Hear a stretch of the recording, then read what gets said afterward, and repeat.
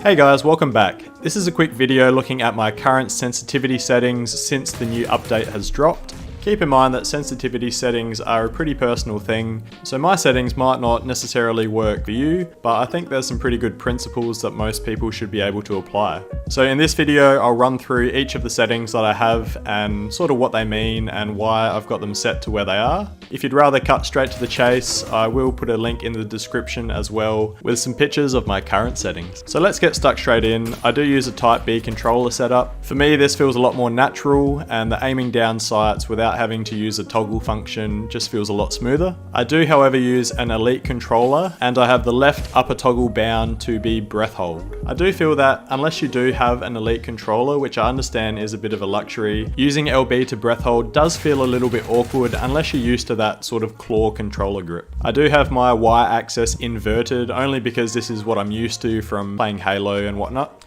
And I don't feel that this is an advantage at all, I think it's just what I'm used to. So if you didn't already know, dead zones essentially mean that there's a certain amount of movement that you can have in your joystick before your controller will actually detect that movement. So if you set this to 0, you'll find that even with very slight movement of the joystick, your character is going to move. Whereas if you had it set really high, then you'd have to have a bit more input before that is detected by the controller. Keeping this in mind, I've set my right dead zone to 8, because for me, anything lower than that just feels a little bit too sensitive. I have, however, put my left stick dead zone to 4 because I feel that the player and character movement you want to feel as fluid as possible, and if you do overshoot a little bit with your left stick movement, it's not really that big of a deal. I keep my controller vibration on and set to the default of 10 simply because I haven't had a problem with it at all. So movement sensitivity essentially means how much you have to move your left joystick before your character goes from a walking pace to a sprinting pace. To be honest, I moved this from 10, which is the default, straight up to 100, and I haven't really noticed that much of a difference, but I find there's not really that many circumstances when I'm trying to walk or move slowly. I found that having my vertical sensitivity multiplier set to the default has been completely fine. I thought initially that I might have to increase this to compensate for the increased vertical recoil since the update, but that hasn't been the case. So aim acceleration essentially refers to how quickly your character will reach maximum turning speed, and this only applies when the joystick input is greater than 50%. I think that ideally this would be set to 10, but personally around about 8 works really well for me.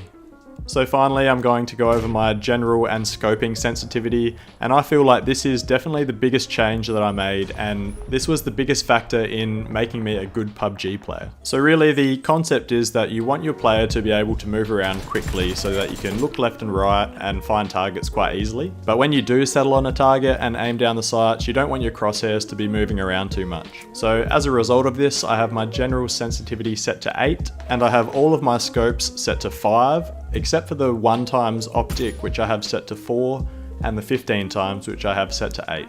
When I first made this change with my controller settings, I did have the scoping sensitivity down to about 3, and I've gradually worked my way up as I've become more comfortable with it. To make this setup effective, it's important to practice settling your crosshairs on your opponent before you aim down sights. And this is a skill that really just comes with practice. But anyway guys, that's about it for this video. If you do have any questions or feedback, then I'd love to hear from you, or even if you have suggestions on how I could improve my controller settings. But as I mentioned earlier, this isn't necessarily the best controller settings, it's just what I find works best for me, and it's important to find out yourselves what works best for you. As always, thank you for watching. I do have the M416's recoil pattern video almost complete, so that should be out in the next couple days, so I'll catch you guys then.